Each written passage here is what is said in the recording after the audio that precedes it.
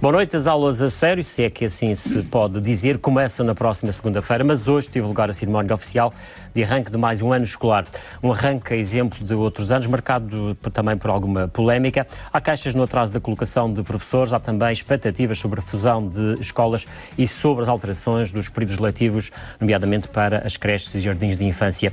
Tudo isto quando a OCDE vem dizer que os professores portugueses ganham bem, que estão envelhecidos e que trabalham menos. Perceber como é que está a decorrer o regresso às aulas é o tema para este especial Informação. Para isso convidamos o Secretário da Educação, Jorge Carvalho, convidamos também Francisco Oliveira, do Sindicato dos Professores, Rui Caetano, diretor da Escola Gonçalves Zarco, aqui no Funchal, e José Maria, o diretor da Escola Secundária de Machico. Atualmente vamos abordar estas questões neste programa, começando aqui pelo Secretário.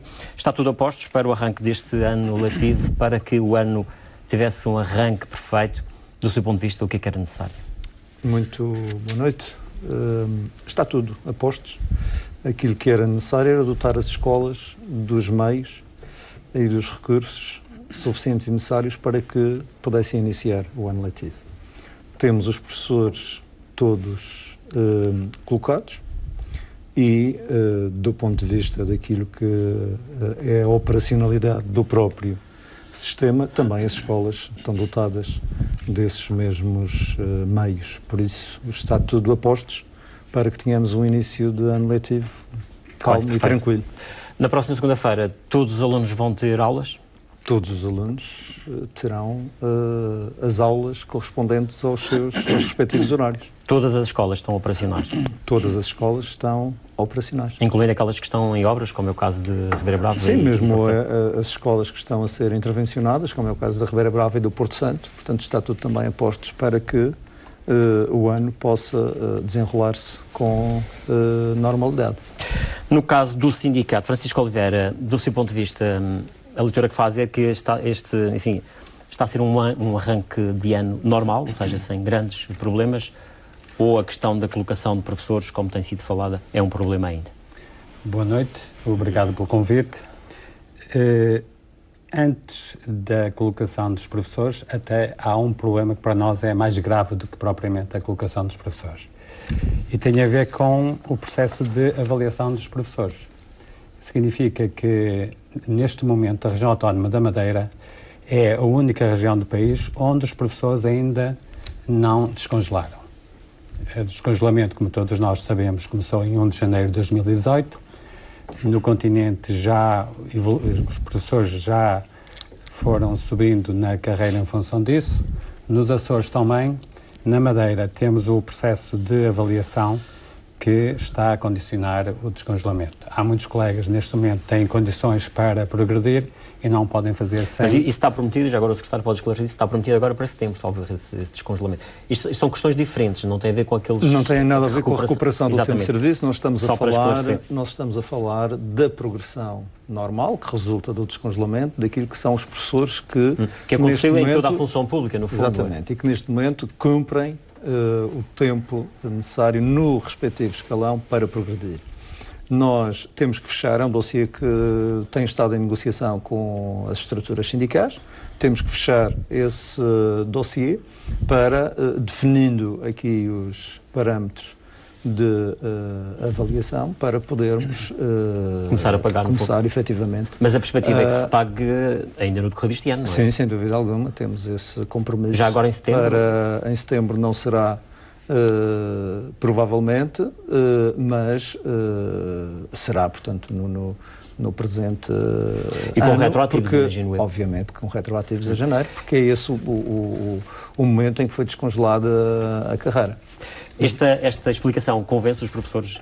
Mas é uma questão que preocupa e que está a mexer com... Mesmo com esta garantia de que as coisas com retroativos vão se resolver? Sim, retroativos já sabíamos que tinham de vir, evidentemente que não podia ser de outra forma. Precisa de contar com o dinheiro no bolso, É preciso que este processo avance, porque não podemos esquecer que os professores não progredem, muitos desde 2002, 2003, alguns desde 2010. Mas esse, do vosso ponto de vista, é um problema que, de certa forma, condiciona os professores no arranque deste ano escolar? Claro, porque... Há desmotivação na classe, é isso? Felizmente, os professores têm demonstrado que conseguem ultrapassar todos os obstáculos que lhes são postos. E conseguem, no início, sobretudo de cada ano, se entusiasmar e achar que têm de dar o seu melhor para fazer um trabalho com os alunos, porque é para os alunos que trabalham. Mas isto mexe. Mas podemos ir também à questão das colocações. Nós já ouvimos aqui o Sr. Secretário dizer que estão colocados todos os professores e isso preocupa-nos. Preocupa-nos porque... Todos, imagino que seja, todos são necessários para o sistema, não é? Porque eventualmente haverá professores que estarão no desemprego. Vamos lá ver uma coisa. Quando nós falamos que estão colocados todos os professores, nós estamos a falar daquilo que são as necessidades que foram apresentadas pelas escolas. Por exemplo, nós fizemos a afetação dos professores das diferentes zonas pedagógicas. Mediante essa afetação dos docentes às escolas, foram apresentadas ainda algumas necessidades por parte dos estabelecimentos de ensino que levaram à contratação. Nós, num primeiro momento, e essa lista foi divulgada, publicada no dia 7, portanto, sexta-feira passada. Também aí com algum atraso em relação àquilo que é, por exemplo, o que se verifica no continente? Não, antes pelo contrário, porque o que estava programado era sair no dia 14, próxima sexta-feira, portanto, e nós antecipamos uma semana. E essa lista continha 293 professores contratados. Desses 293, e os professores têm a que se apresentar nas respectivas escolas, ou aceitar ou não essa colocação, nós até hoje tivemos a informação de que 19 desses professores desistiram da colocação. Isso significa que nós, até sexta-feira, vamos procurar colmatar com mais 19. Com mais 19. Entretanto, surgiram outras necessidades e neste momento já vamos nas 353 contratações, ou seja, entre segunda-feira e o dia de hoje, contratamos mais 60 professores. Quando comparamos com o ano anterior, estamos portanto, digamos que o quadro de professores o quadro de professores na região é extremamente estável. Para mais ou para menos?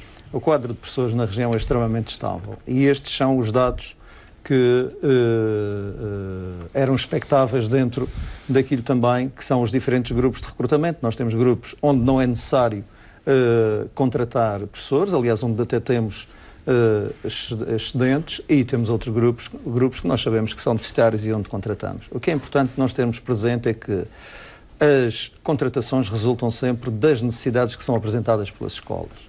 E depois vão surgindo necessidades que são pontuais. Nós sabemos que muitos destes professores, ou alguns destes professores, a partir do momento que são colocados, podem estar em condição de baixa médica, podem estar de licença de maternidade ou paternidade, podem estar... e são esses que se incluem os tais 19 que não se apresentaram, não é? Que não. Esses desistiram. Da colocação. Aí nós vamos ter que recolocar outros 19. O que eu estou a dizer é que, a partir de segunda-feira, há um conjunto de circunstâncias que, neste momento, não é possível o sistema detectar e que podem levar à contratação de mais professores. Exatamente. Que é difícil quantificar. Mas essas situações são, por princípio, situações pontuais. Todas aquelas que forem realizadas até à próxima sexta-feira são, por princípio, contratações anuais, ou seja, são contratações... Portanto, é a garantia que pelo menos fica no sistema... São necessidades permanentes das Francisco Oliveira... Já estamos a ver que o início do ano, afinal, não está assim tão tranquilo como possa parecer à primeira vista. E eu estava a fazer a análise de alguns problemas. Ficámos contentes de ouvir aqui dizer que já foram contratados mais alguns, porque eu ia dizer precisamente que, pelas contas da Secretaria, após a colocação do dia 7, que a Secretaria antecipou uma semana em relação à data prevista pela Secretaria, não deixa de ser uma data tardia, quem fez o calendário foi a Secretaria. Quando comparada com aquela, por exemplo, que aconteceu a nível nacional, que foi evidentemente, foram colocados no dia 30 todos contratados. Todos os do quadro já tinham sido colocados há bem mais tempo. Mas em relação às contas que a Secretaria tinha após essa colocação de 7 de setembro, pelas nossas contas havia, pela da Secretaria, as nossas são superiores, há no sistema educativo regional, menos cerca de 130 professores em relação ao ano passado. Pelas nossas contas é maior. Mas aí acreditamos que a Secretaria pode ser mais assertiva porque tem dados que nós não temos. Mas a questão é quem aceitou ou não aceitou ir para o continente. Porque foram colocados no continente mais 100 professores. E voltámos a reafirmá-lo. Se aceitaram todos ou não, isso é outra questão. Foram 65 professores. Agora, que foram que 65 terão aceitado. que saíram da região. Sr. Secretário, mas não ouviu o que eu disse. Eu disse que foram colocados, se aceitaram ou não, eu não tenho esses dados. A Secretaria poderá ter. Claro. Então, se agora, não tem os dados, o professor deve evitar utilizar esses mesmos dados. Basta consultar as listas nacionais de colocações e contar os professores a rama, vem lá explícito, e ver que foram mas a avaliação que o Francisco Oliveira faz e que o sindicato faz, neste momento, olhando para aquilo que é a nossa realidade, sim, descongelamento, portanto, no arranque do ano escolar. Descongelamento é um problema que afeta as escolas. Antes de ir a essa questão, mas olhando para aquilo que é, portanto, o arranque do ano escolar e os professores que estão colocados, e eventualmente haver alunos que no primeiro dia de aulas fiquem sem aulas devido aos professores. Sim. Esse problema, do vosso ponto de vista, há esse risco ou não? Pensamos que não, mas também a Secretaria tapa algumas deficiências de uma forma que para nós não é mais correta. Mas como assim? Distribuindo horários que podiam ser completos por horas extraordinárias. Temos colegas que nos têm feito chegar informação que não queriam mesmo horas extraordinárias, que em algumas disciplinas daria até mais um horário, próximo disso, e que estão a ser distribuídas horas extraordinárias aos colegas que não as querem. Portanto, também dá para disfarçar um bocadinho alguma eventualidade. E conheço dois casos dois casos que posso citar ao Sr. Secretário. Não, e devo citar porque o Sr. Professor gosta muito de anunciar as coisas. Concretize, diga quais são os casos. Temos aqui dois diretores de escola. Tudo que anunciamos, Sr. Secretário. Confirmar se realmente existe essa situação ou não. E vou dar a resposta também ao desafio que nos lançou ontem, também vai ser dado hoje aqui na RTP Madeira, porque pensávamos até que o Sr. Secretário já tinha visto que os nossos dados têm sempre fundamento. Mesmo os 1.500 desempregados também têm fundamento. Tenho aqui os dados que são dados retirados dos concursos regionais. Portanto, podemos falar disso também. Mas em relação a estes dados, vou dar dois exemplos que são da minha escola, a escola que melhor conheço. O meu grupo, que é o grupo português, tem várias horas distribuídas pelos colegas. O grupo de inglês, o grupo 330, tem uma colega que pediu licença este ano, portanto é uma vaga anual, e todas as horas foram distribuídas pelo grupo de inglês, quando o grupo de inglês tem na reserva de recrutamento gente que poderia colmatar esta vaga. Mas nós estamos a falar aí de casos Pode pontuais. confirmar junto à direção da escola, que não vai dizer outra coisa senão esta. Para além disso, temos muitas reclamações dos colegas de mal-estar nas escolas. Por exemplo, o Sr. Secretário também nos acusa de não lutarmos por um princípio que está em todos os documentos que nós escrevemos, que é o respeito pela graduação profissional. Pois, o desrespeito por esta graduação profissional é que está a criar muito mal-estar nas escolas. Nós temos dezenas de reclamações, desde o início de setembro até agora, devido a isto. Sabe porquê? Porque 30% dos professores da afetação foram colocados não respeitando este princípio, subvertendo este princípio.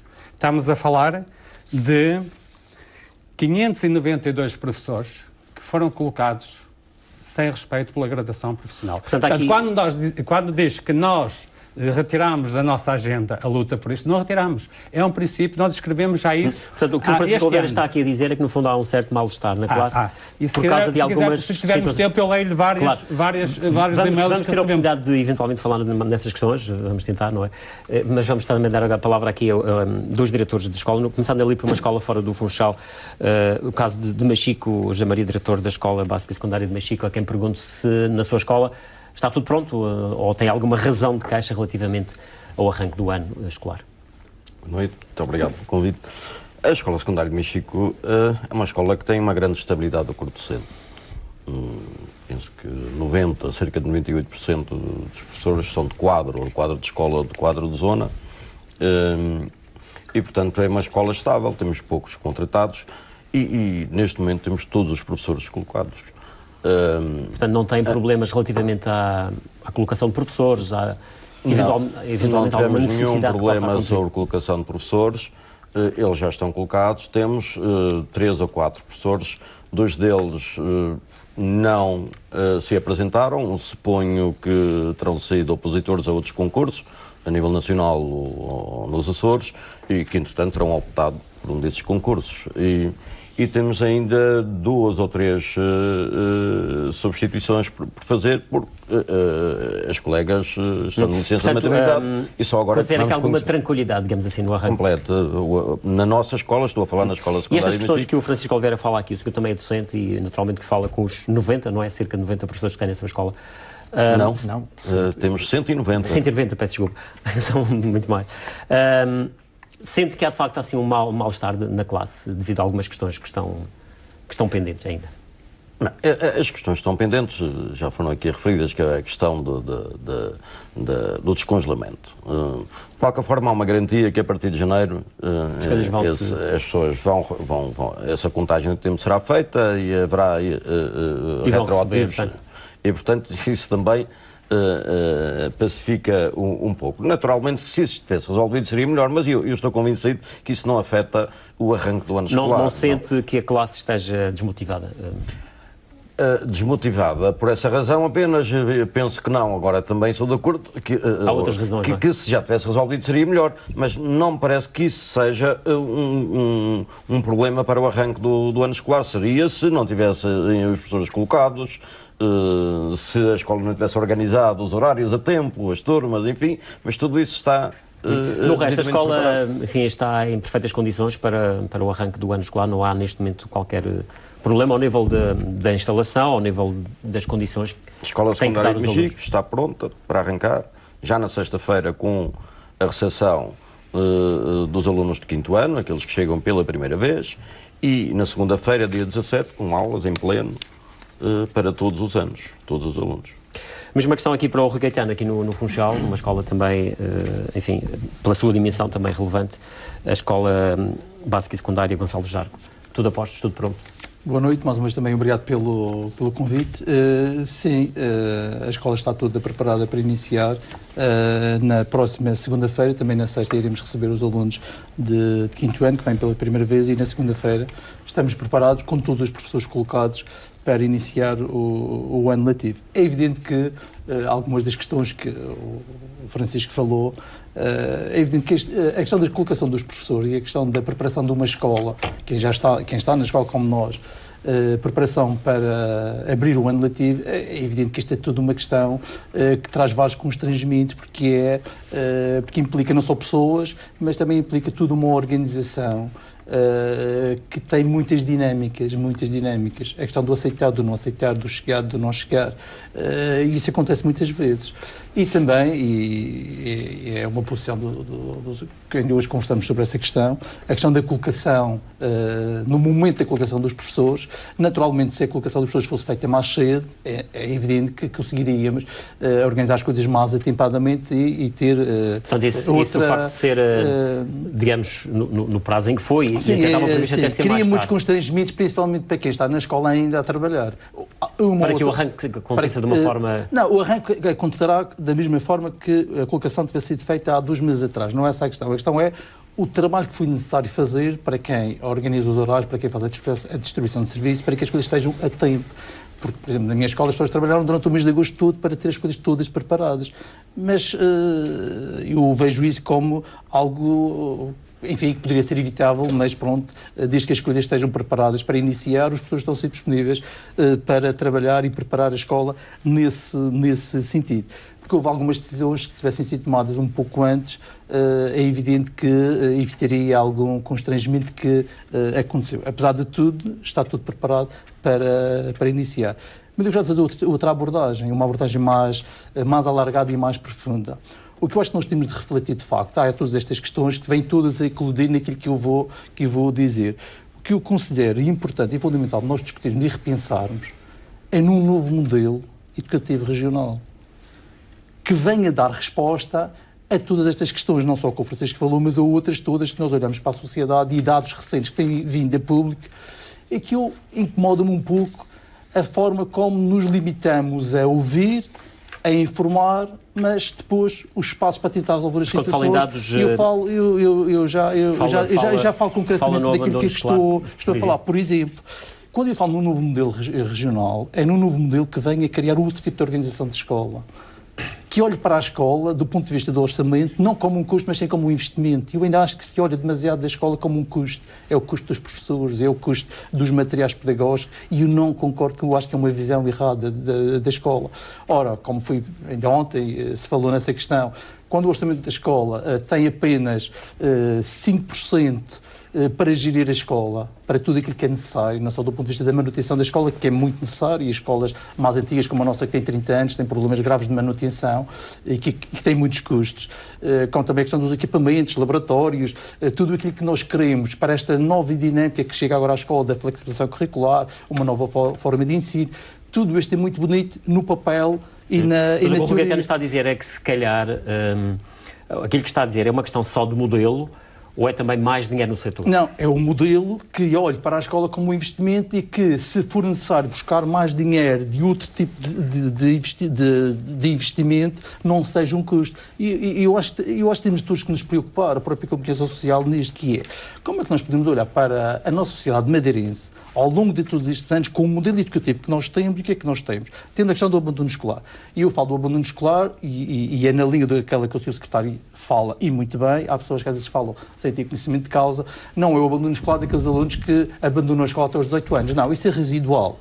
Eu falo do abandono escolar, não há abandono, a palavra está errada, devia ser outra.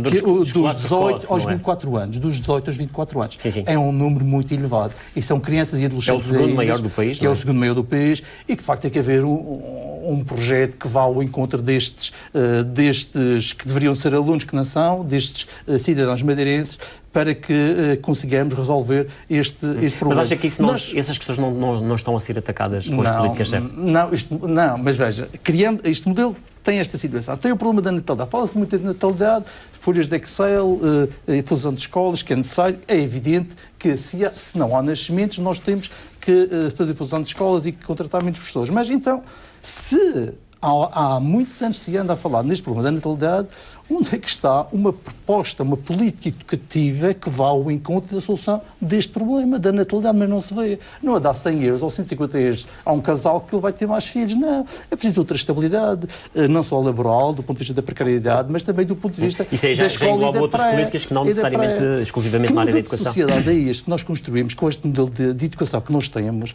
que, por exemplo, e são dados, os dados que eu vou dizer agora, das duas situações, são dados das entidades públicas. Por exemplo, a nível do desemprego, tínhamos 4 mil desempregados apenas com o primeiro ciclo, 8 mil desempregados apenas com o segundo ciclo. E depois as empresas vão tentar recrutar ao centro de emprego, ao Instituto de Emprego, trabalhadores, e depois não têm trabalhadores qualificados, preparados, do ponto de vista das competências, da escolaridade para os trabalhos que são necessários. Isto é, o que é que se pensou na Madeira ao longo destes anos todos para que isto não acontecesse? Não faz sentido nenhum. E da restauração, que é o turismo, e entre outra, e da construção civil.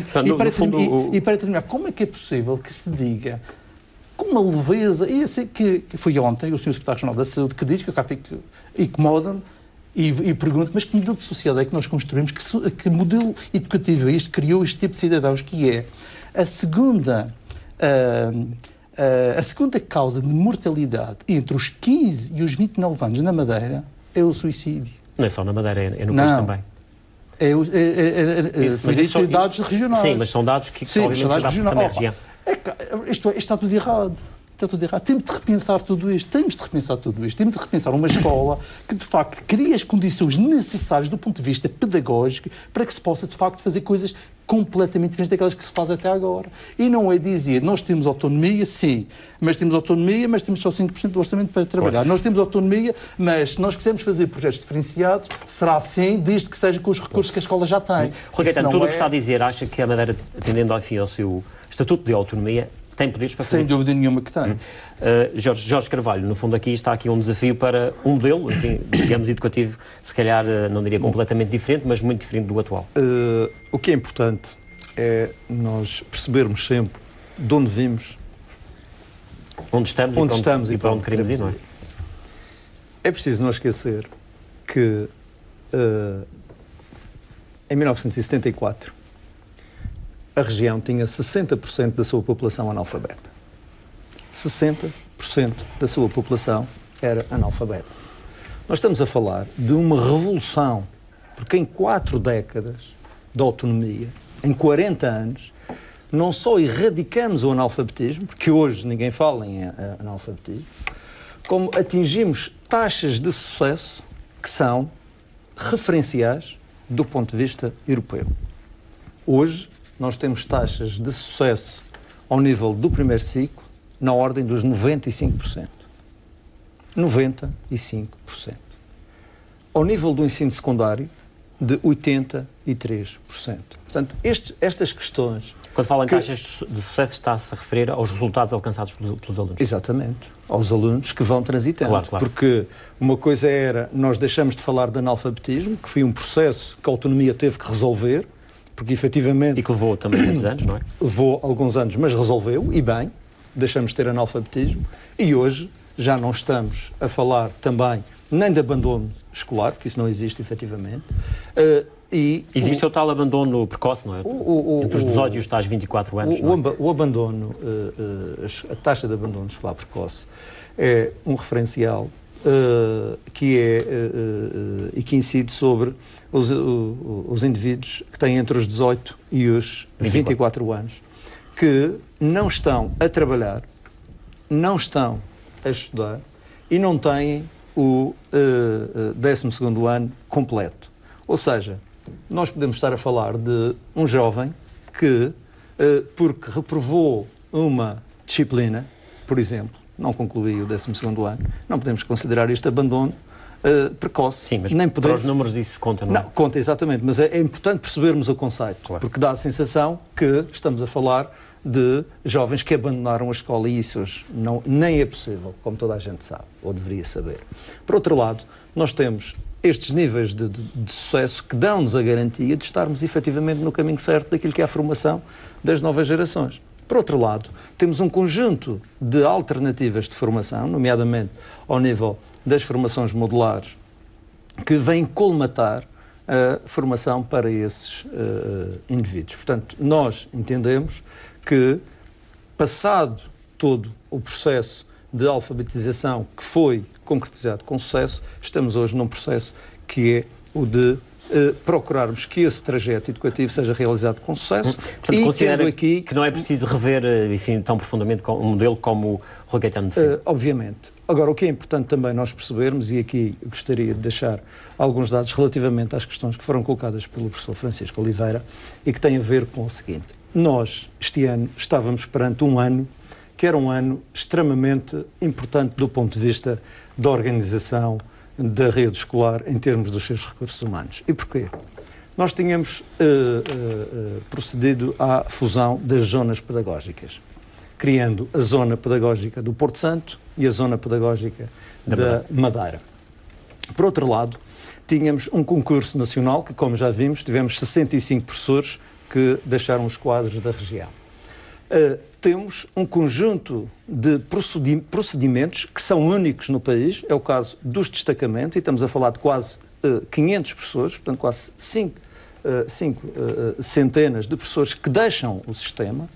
Estamos a falar também de uma outra inovação, que obviamente nós sabemos que os sindicatos discordam por completo, mas que os diretores das escolas veem com muito bons olhos, e nós entendemos que essas alterações ao sistema passam também por aí. A tal autonomia reside também naquilo que é a possibilidade das escolas recortarem os seus recursos. O professor falou em 30%, são só 15%, portanto, uma vez mais, uma falácia nos números. Aquilo que nós, esses 15% que as direções das escolas podem recortar. Os 500 professores que saíram do sistema por via de destacamentos. Era necessário que o concurso, para que tivesse transparência e para que fosse correto relativamente àquilo que também nós defendemos e que os sindicatos defendem, que tem a ver com a graduação profissional, pudesse ocorrer no momento em que todas as vagas estivessem disponíveis. Ou seja, nós podíamos ter feito o concurso mais cedo. O que é que aconteceria?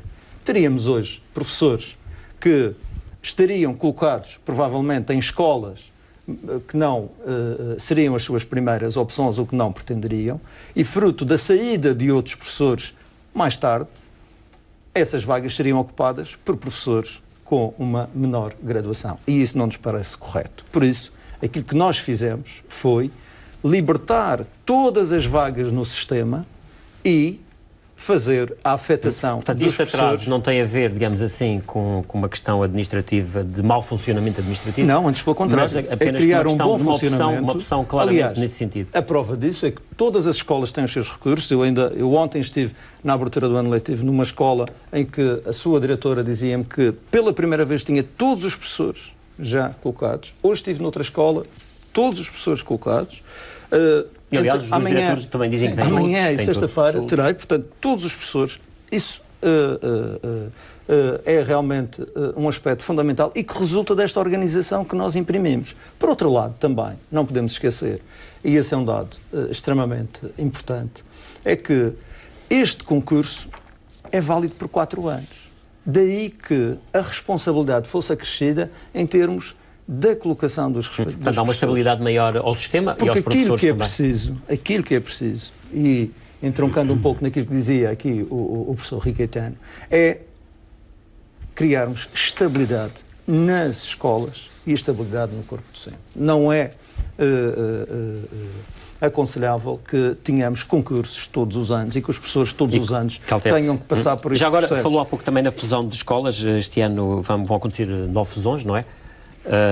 E 2 encerramentos de escolas, penso que são esses os números. Sim. Como é que essas, nomeadamente as fusões que no início geraram alguma confusão? É natural que sempre que há um processo, como é que elas estão a acontecer? De fusão, porque no processo de fusão há sempre aqui é entendido como uma perda, portanto, e localmente nós percebemos que realmente se cria esse sentimento e que cause alguma dificuldade na sua interpretação. Por isso é que é preciso perceber-se este processo de fusão, o que é que representa, por exemplo, os alunos da escola do Corral das Freiras, que vão ter, portanto a escola acabou por ter uma fusão aqui com a escola, que é a vizinha aqui da RTP. Da RTP, exatamente. O que é que acontece aos alunos da escola do Corral das Freiras, que não acontecia, por exemplo, vai acontecer agora neste ano letivo e que não acontecia no ano anterior? O que vai acontecer aos alunos do Corral das Freiras, em primeira instância, vão continuar a ter aulas no estabelecimento da escola do Corral das Freiras. Segundo, passam a ter uma dimensão pedagógica e os professores também, que não era possível, uma vez que estamos a falar de escolas, tanto no Corral das Freiras como na Feijão de Ovelha, que praticamente tinham uma turma de cada ano. Portanto, e quando nós estamos, como se aqui já falou também, a entrar numa lógica de flexibilização curricular, numa lógica organizacional diferente, é necessário criar-se alguma massa crítica e alguma dimensão para que isso possa acontecer. Mas portanto, os alunos, portanto, não vão ser deslocados? Não, os alunos mantêm-se no mesmo espaço? Neste momento não serão. Os professores também estarão no mesmo espaço? Os professores estarão no mesmo espaço. Há professores que provavelmente, porque não é possível, devido à escassez de turmas, criar horários específicos, podem ter horário, portanto, num lado e no outro? Num estabelecimento e no outro. Aliás, isso já vinha. Mas há aqui problema de deslocação depois. Sim, mas isso já vinha acontecendo em situações anteriores e particularmente em algumas disciplinas. Por outro lado, o que é importante nós percebermos também, em termos de desafio, é que 2012 foi o último ano onde os nascimentos ficaram acima dos 2.000. Desde 2013 a esta parte que nós estamos abaixo dos 2.000 nascimentos. No ano letivo 2012-2013, o sistema educativo regional tinha cerca de 52.200 alunos. Este ano teremos pouco acima dos 43.000 alunos. Portanto, estamos a falar de cerca de 10 mil alunos que nós perdemos em 6 anos. O que significa que são necessários menos professores. São necessários menos professores porque nós temos menos salas de aulas. Aliás, nós este ano, embora no presente aqui também ano letivo, com o número de alunos por sala de aula, não é que possa ser diminuído. Que em muitos casos já é diminuto também. Nós, no presente ano letivo, relativamente ao ano letivo anterior, nós perdemos 6 salas de creche, perdemos 29 salas de primeiro ciclo. Não é por acaso que nós, ao nível da educação de infância, temos excesso de educadores de infância. Não é por acaso que, ao nível do primeiro ciclo, tivemos apenas 4 contratações. Portanto, nós, começamos a ter, e este é um desafio que o sistema terá que... Portanto, em algumas áreas começa a haver excesso de professores para os alunos que existem. Começamos em algumas E até há um exemplo que há disciplinas. pouco que já falamos, que já foi falado, enfim, que tem a ver com uma escola, por exemplo, há outras realidades, mas a escola de São Jorge, no norte da Madeira, tem, salvo erro, não chega a 3 dezenas de alunos. Sim, tem cerca de 17 professores. Cerca de 2 dezenas de professores. É uma escola que tem grandes constrangimentos do ponto de vista demográfico, particularmente ao nível da natalidade. É uma escola que corre o risco de mais anos. É uma escola que corre sérios riscos de encerrar. Exatamente. Mas encerrar porque não tem alunos. Claro, exatamente, sim. As questões da natalidade, que também o Rui Caetano falava. Francisco Oliveira, enfim, há aqui várias questões e vários desafios que se colocam aqui ao sistema e que o sindicato, obviamente, não terá assim uma leitura, digamos assim, tão alinhada como pelaquela que o secretário aqui falou. Não tenho de certeza. Mas eu queria fazer um acordo consigo, Gil, porque acontece sistematicamente quando cá venho. Eu queria que me deixasse falar, como deixámos falar os seus diretores, o seu secretário, e que me dê tempo para isso. Senão pode passar a ideia. Pode ser que lá em casa haja alguém que me queira ouvir. Eu sei que, se calhar, o tempo de antena dos políticos é mais importante para a RTP, que agradeço a presença, mas eu fico com a impressão que tenho sempre pouco tempo para explicar ao seu secretário aquilo que ele diz que eu não tenho. E só quero que perceba uma coisa. Até agora as questões que eu lhe coloquei, não tive tempo para as explanar? Pouco tempo. É bom que fique claro isso. Mas eu queria deixar bem claro ao seu secretário que eu pensei que ele já sabia que nós só jogámos com números reais. Por exemplo, os 30% que eu falei, eu vou repeti-los e vou ler aqui os 15% do seu secretário. O seu secretário refere-se aos 15% que é o que está na legislação, que é o que está na portaria 202 de 2017, no artigo 9º, e que fala que os órgãos de gestão podem requisitar até 15% do total dos professores. Os 15%, eu conheço a lei, está aqui comigo, trouxe-a, sei. Os 30% são outra coisa. Ora, a escola de Machico tem, arredondando, 200 professores. Pode contratar mais 30, não é? 30, não é mais 30. Pode, dos 200, pode dizer 30, quais são os 30 que quer na escola. Isto subverte. Isto é muito bom para as direções. É uma maravilha, concordamos, as direções, por várias razões, podem ter lá... Francisco, não posso ter que reagir. Não é bom para as direções, é bom para a escola, para a qualidade da escola, para a qualidade de trabalho da escola, para a qualidade de trabalho que é dado aos alunos. O seu secretário disse que é para as direções e eu concordo. A escola, é para os alunos, apresentou uma lista para recrutar os professores para o seu sindicato. E eu apresentei. E isso não é subverter? Não é a mesma coisa. Não é a mesma coisa. O presidente do sindicato tem o direito e a oportunidade de recrutar os que quiser. O diretor de uma escola já não tem o mesmo direito de recrutar os professores que entendem importantes para desenvolver o seu projeto educativo. Vamos deixar agora o Francisco. Fazer as coisas certas, nós ouvimos. Está muito difícil. Não, só faltava agora. Mas se quiserem fazer tão bem, acho muito bem que consigam mudar a lei sindical para o fazerem. Só faltava agora dizer que vai para o sindicato pela graduação profissional. Só faltava essa, parece que é o que estão a dizer. Parece que os sócios querem lá qualquer um pela graduação profissional. Não bate certo. Professor, os 15% já... Eu duvido que um professor seja qualquer um, mas... Vamos deixar o Francisco Oliveira, enfim, concluir... Se quiser que eu leia dezenas de reclamações que temos, eu posso ler devido a isso. Em relação aos 30%, o Sr. Secretário não percebeu, mas eu vou-lhe explicar. São outra coisa. Na Madeira temos cerca de 6 mil professores. Ora, foram colocados agora, na segunda fase, nesta afetação, foram colocados no total 1.981 colocados. 2.000. Desses 2.000, 600 foi desta forma, Sr. Secretário. Tem razão, não são 30%, são 29,9%. Tem razão.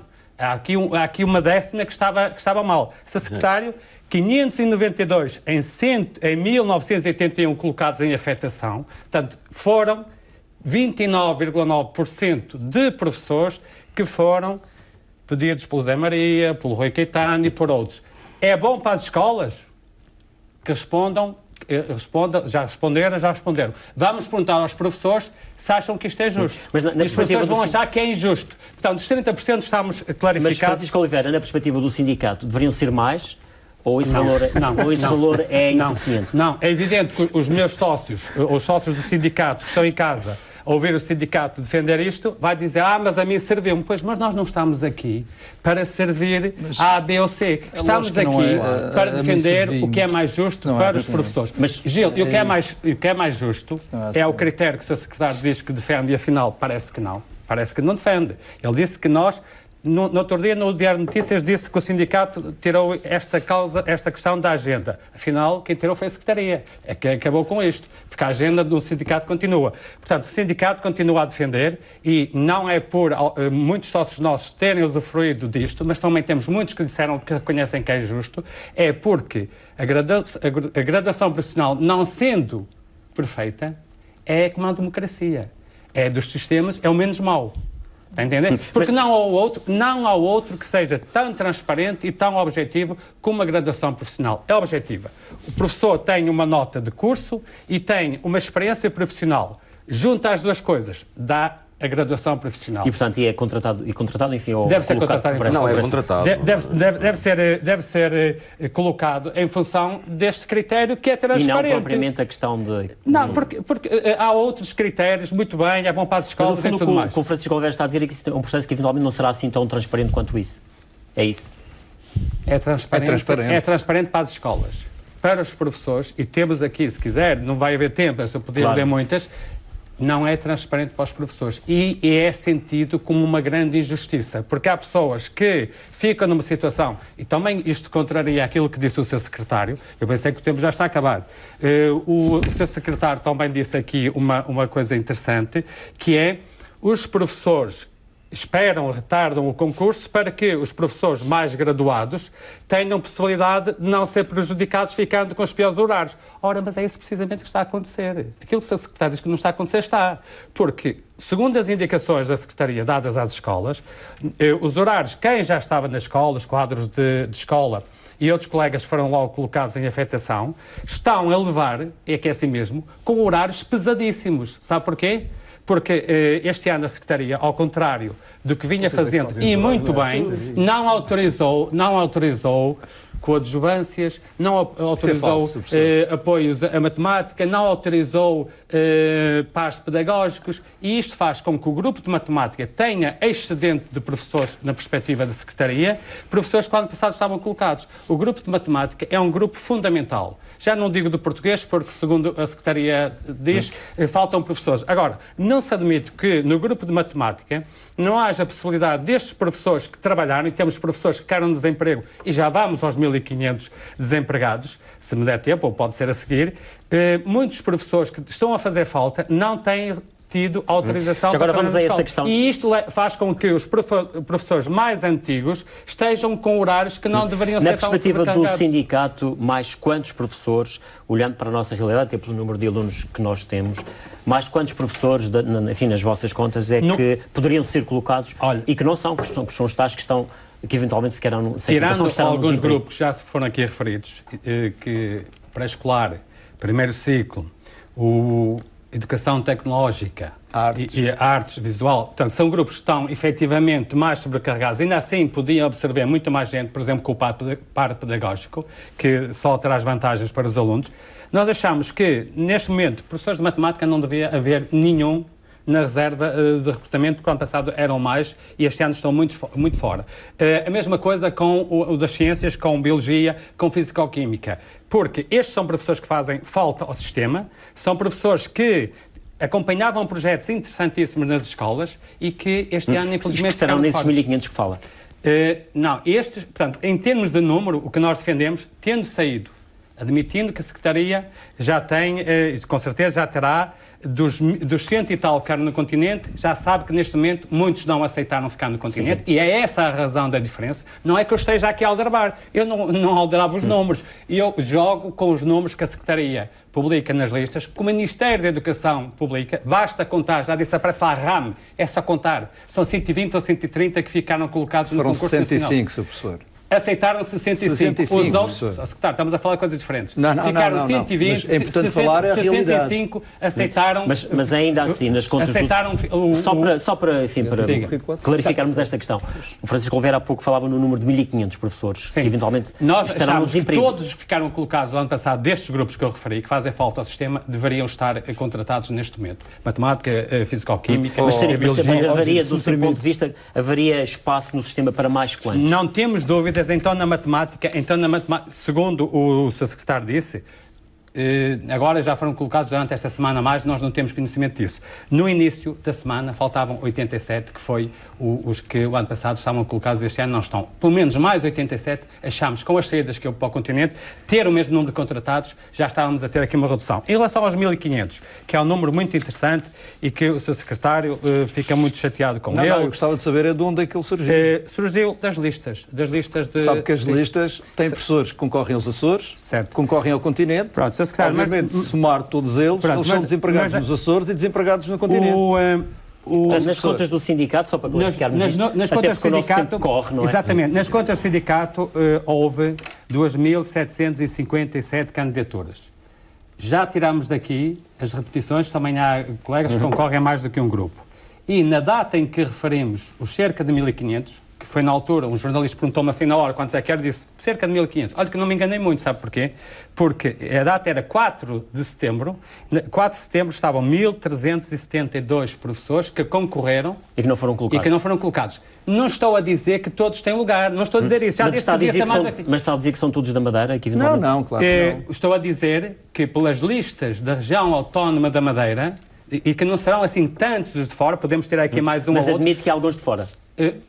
É verdade, mas não é dizer que também foram agora todos os de fora. Não. E também digo mais. Destes 1.372, que são professores que se candidataram, também sabemos que alguns são recém-licenciados, mas também não são a maioria. Portanto, retirando isso tudo, ficarão-se entre 800 e 1.000 professores que não foram colocados e que já deram aulas. Vou dar agora a palavra aqui ao professor José Maria. Porque eu acho que é importante clarificar aqui. Mas muito rapidamente. Podemos também ouvir. Como o professor Francisco Oliveira estava a dizer, retirando aquilo tudo que ele foi identificando, nós tínhamos no dia 7 de setembro 328 professores inscritos. No desemprego. No dia 7 de setembro, 328 professores inscritos no Instituto de Emprego. Neste momento temos 353 professores contratados. Portanto, estes é que são os números, professor. Se só houvesse desempregados, eu não sei que o senhor era bom.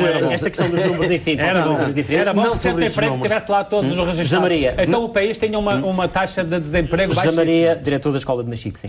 Uma opinião sobre aquilo que já se falou aqui, não tive a oportunidade de me pronunciar. Eu começaria por falar do modelo, a sugestão do novo modelo regional.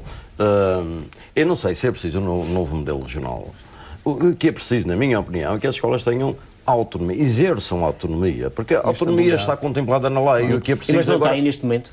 Tem na lei, é preciso exercer, é preciso... porque, repare, ter autonomia dá trabalho e dá mais responsabilidade. Mas quando diz exercer, as escolas, elas têm que procurar exercer a sua autonomia. Ou digamos que há a tutela que não permite que as escolas desenvolvam a sua autonomia. Não, a lei existe. É preciso que as escolas queiram exercer essa autonomia. Estes 15% que foram dadas às escolas, que eu queria aumenta para falar coisas restantes. O Rui Caetano estava a falar nas questões orçamentais, eu concordo, mas já estamos em desacordo, porque quando há um ano e pouco, quando se falava das escolas perderem um pouco da autonomia na gestão do seu orçamento, a Escola Gonçalves Artes foi a primeira das primeiras a dizer que não queria ter essa... a falar da questão dos orçamentos, no fundo escolar, orçamento do funcionamento normal. Estamos a falar disso, não tem nada a ver. As escolas não perderam nada. Antes pelo contrário, mas é preciso que as escolas queiram exercer e assumir essa responsabilidade. Passando para a questão dos 15%, isso faz parte de facto do exercício da autonomia. Só a Madeira é que tem isso. Só a Madeira tem isso. Mas também queria dizer, Francisco, que eu não sei se estava no sindicato na altura, é que o sindicato para ser favorável. Não. Isso foi feita uma negociação. Isso foi o ano passado. Eu posso dizer o que é que o sindicato fez. Foi o ano passado, em junho, muito tardiamente, que nos foi apresentada a proposta. E o que o SPM disse foi o seguinte: este ano não há tempo para não atrasar os concursos, vamos aceitar isso. No próximo ano, se isso se mantiver, vamos contestar. Pronto, é o que temos feito. Mas também tem que haver coerência, não se pode num ano dizer que sim, no ano para não atrasar os concursos. Para não atrasar os concursos. Mas aquilo que eu estou a dizer é correto, não é? Os sindicatos concordaram com esses 15%. Provisoriamente. E é preciso ver que esses 15% têm um objetivo, porque há uma continuidade de trabalho que temos que valorizar. Mas então vamos para os 100%. Não, também não se pode prejudicar o concurso, mas há uma margem que há trabalhos muito específicos que têm que ser considera continuados. que essa questão dos tais 15% é uma mais-valia no seu ponto de vista para a escola? Os 15%, sim. Mas já não concordo que se chegue aos 15%, isso é possível, em alguns casos. Mas eu queria ainda falar para concluir, sobre a nós questão também temos mais 10 minutos de programa. Também não falei muito. Claro. Em unanimidade, todos reconhecem que não falaram muito. Estava a falar, já falou aqui 2 vezes, em ordens da Secretaria de Ordens às escolas, e devo dizer que nunca recebi Indicações, orientações. Nem para distribuir horas extraordinárias, é uma competência exclusiva do Presidente do Conselho Executivo, a distribuição do trabalho. Exatamente. Se houver lugar a horas extraordinárias, por vezes, e pelo menos tem que gerir o vosso orçamento, não é? Exatamente, a gestão é da escola, tem que gerir essa carga horária, porque por vezes, se uma turma tem 4 horas, falta 1 hora para completar o horário de um professor, que já está colocado, se o professor não ficar com o horário incompleto, fica com essa turma e sobram 3 horas. Vamos ouvir lógica. E não conheço outra. Sim, em primeiro, começando pelo José Maria, natural do professor José Maria, que é o seguinte, a questão da autonomia que eu falo não é essa questão que eu concordo e tenho esse mesmo discurso de que as escolas têm autonomia e têm que exercê-la. O problema é que é uma autonomia, e nós temos conversado muito nisso, é muito limitada. Mas as autonomias também são assim, são limitadas por natureza. É fácil dizer que tu tens autonomia, mas depois não tens os recursos. Quando eu falo nos recursos para nós exercermos essa autonomia, depois nós exercemos dentro de limites. Tem sido, mas do ponto de vista de outras questões, tem sido muito limitado. Ou seja, a escola ainda tem falta muitos recursos, sobretudo financeiros, para outras áreas dos projetos. Evidente, sem dúvida nenhuma. E eu mais uma vez continuo a dizer que aquilo que nós temos aqui a discutir é repensar de facto tudo isto. Um modelo. Um modelo. E porquê que eu digo um modelo? A questão que o Francisco estava, e que eu concordo com o Francisco quando ele fala, quando o Francisco fala nestas questões dos professores na física-química, da matemática, das artes visuais, é evidente.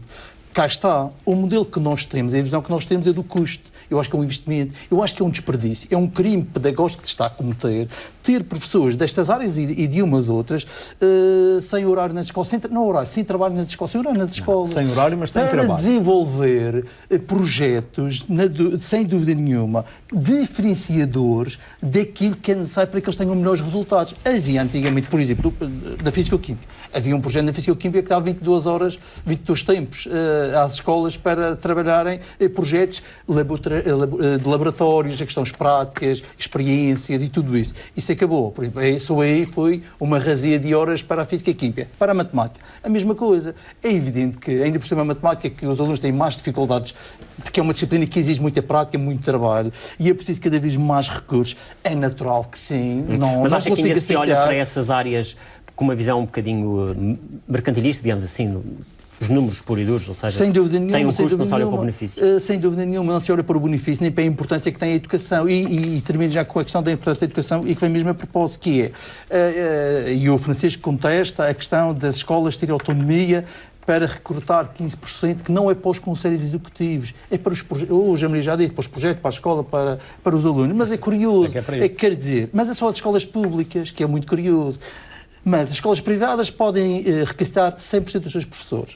Os clubes podem requisitar, os que têm direito, requisitam todos e eles é que escolhem. As associações, as casas do povo. A escola pública é sempre a pobrezinha, não tem o direito de exercer uma autonomia com o objetivo de cumprir o seu projeto educativo. Não é para benefício dos presidentes, que eu sei que é depois esta anátema que se cria, que é os amigos do Conselho Executivo. Isto é completamente falso. É o interesse da escola e dos alunos. E há a questão da estabilidade, que é fundamental. Nós estamos no final do programa, só queria aqui introduzir aqui uma questão que tem a ver com o pré-escolar. Francisco Oliveira, que é uma reivindicação vossa relativamente às alterações que aconteceram agora, portanto, os professores, digamos assim, do pré-escolar reclamam, digamos, um calendário letivo igual aos restantes.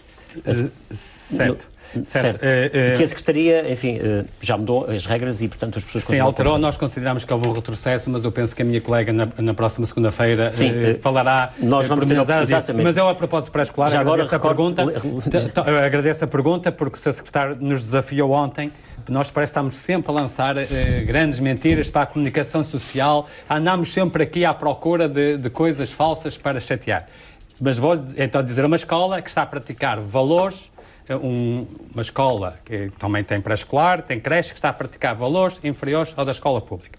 Primeiro, é inaceitável que a escola pública cobre às pessoas ricas, e neste país é rico quem tem salários de 1.000 euros e por aí é toda gente rica. 207 euros por mês para crianças na creche. Pagam 207. Pois o Colégio do Marítimo está a cobrar menos. Diga quanto?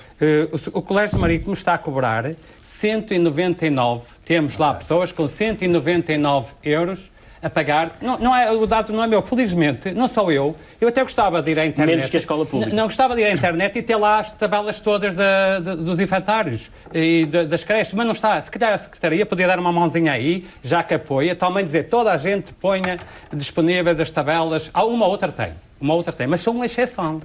Ora, era bom isto, e portanto, nós não estamos informados, não é o Francisco que anda à procura de informação, são os nossos sócios, são 2.770 que nos fazem chegar N informação que é muito difícil processar às vezes. Depois temos aqui o Colégio do Marítimo, temos lá sócios que têm lá filhos e que pagam 199, com uma grande vantagem, sabe qual é, Gil? É que se tiver um irmão lá, se forem dois, não paga 199, paga 179 e 10 cêntimos. Sabe quanto é que poupa por criança? Porque no público não há este desconto. Poupa 20 euros. 20 não, 19,90. Posso estar a exagerar. Sim, também era preciso ir ao pormenor dos números. E se não tiver nenhum irmão, poupa mensalmente 8 euros. Portanto, nós, Sr. Secretário, já lhe disse isto várias vezes, nós jogamos com dados objetivos. Em relação ao privado, em relação ao infantário, às creches, muito mais haveria a dizer, mas eu penso que a minha colega... Sim, na próxima semana, de resto vamos ter ao longo da semana, enfim, uma série de programas. Mas eu só queria deixar sobre aqui, o arranque do ano escolar. Para terminar, se calhar não vai dar mais nenhuma oportunidade, eu queria trazer para aqui uma questão que o Gil pôs na abertura e que acho importante. Os dados da OCDE. Aquilo que se está a passar com os dados da OCDE é um insulto, não aos professores, aos portugueses. Aqueles dados só têm um dado certo, sabe qual é? É que os portugueses ganham muito pouco. É que procuram dizer que os professores portugueses ganham muito, mas ainda assim ganham menos do que os professores lá fora. E sabe o que é que isto é? Isto é um tesourinho das anedotas de 2018. Isto é uma aldrabice e a OCDE, com este estudo, é uma organização completamente descredibilizada. O que vai acontecer é que a OCDE vai corrigir os números, porque eu gostava que o Governo, em vez de nos dar a recuperação, nos desse os valores que a OCDE lançou. Porque não é isso. Eu tenho um problema em casa se a minha mulher sabe que ganho isto. Sabe porquê? Ela vai perguntar onde é que anda o resto do dinheiro. Vai perguntar para onde é que vão os 500 euros que eu ganho e que não ganho. Jorge Carvalho. Deve pensar que tenho uma vida paralela. Vai ser um problema. Jorge Carvalho, estamos mesmo no final do programa, só este esclarecimento relativamente à questão enfim, do que foi aqui falado. Os dados de que no público, eventualmente, há situações mais caras do que no privado. É importante nós sermos precisos e objetivos, e quando eu digo que normalmente o professor Francisco Oliveira, presidente do sindicato, gosta de lançar assim uns dados com pouco mas estes objetivos. Números não são corretos? Foram lançados? Não. O que está aqui em causa... Não, eu sei esses números todos. O que está aqui em causa é que o senhor presidente do sindicato afirmou que havia creches privadas que eram mais baratas do que as públicas. Afinal, só há uma. É singular. Aqui uma, é singular. Só há uma. Está aqui uma. Depois há uma outra questão. A grande maioria tem preços iguais ao público. A grande maioria. 16 têm preços muito superiores. E o seu professor está a esquecer um pormenor. É que os tais 209 euros pagam muito poucas famílias, pagam aquelas que têm rendimentos muito significativos. Este não só se pagava. Porque o primeiro, porque está no privado, porque no público o primeiro escalão paga 23 euros por mês, o segundo escalão paga 59 euros por mês e o terceiro paga 96 euros por mês, que não tem nada a ver com os valores que são praticados nas creches privadas. Portanto, senhor professor, é bom que sejamos sérios ao nível dos dados e dos objetivos. Que fiz agora, relativamente às questões do pré-escolar, o professor Francisco Oliveira referia há pouco que os 15% são apenas na região, e é verdade, e ainda bem que assim é uma possibilidade que nós damos às escolas de poderem gerir a sua autonomia, já concluo. No caso da educação de infância, que é isso que está em causa, a região também tem uma especificidade. Porque nós na região temos salas com 2 educadores e apenas um auxiliar da ação educativa. Enquanto que no continente e nos Açores é exatamente ao contrário. Tem apenas uma educadora e 2 auxiliares. E isso permite que, efetivamente, possam existir interrupções da componente educativa para as educadoras. Na região, se isso acontecer, e foi o que nós tentamos fazer o ano passado, essa experiência que correu em alguns casos muito bem, noutras nem por isso, porque não podemos esquecer a este nível das creches, essencialmente, o apoio educativo, mas acima de tudo também o apoio às famílias, e não podemos deixar as famílias desprotegidas também nesses momentos. Muito obrigado. Resta agradecer ao Secretário de Educação Jorge Carvalho, ao professor Rui Caetano, também aos professores, Francisco Oliveira do Sindicato dos Professores e ao professor José Maria da Escola de Machico. Naturalmente foi um prazer tê-los por cá. Na próxima semana continuaremos a debater estas questões ligadas ao arranque do ano escolar. Vamos ter uma série de programas ao longo da semana, precisamente sobre o regresso às aulas. É o ponto final neste especial Informação. Boa noite, fique bem.